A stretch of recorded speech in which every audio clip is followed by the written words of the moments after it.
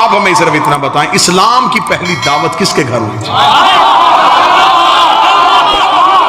نہیں، اب لاہور انصاف کرے، اگر حق بنے تو پھر بولیے۔ یہ اسلام کی پہلی دعوت دعوت ذوالعشیرہ کس کے گھر میں ہوئی تھی؟ کہتے جی حضرت ابو طالب کے گھر میں۔ اچھا، ابو طالب کا گھر کہاں تھا؟ مکہ میں۔ اللہ کا اپنا گھر کہاں تھا؟ مکہ میں۔ تو جب اللہ کا اپنا گھر تھا تو بات ابو طالب کے گھر میں کیوں ہوئی ہے؟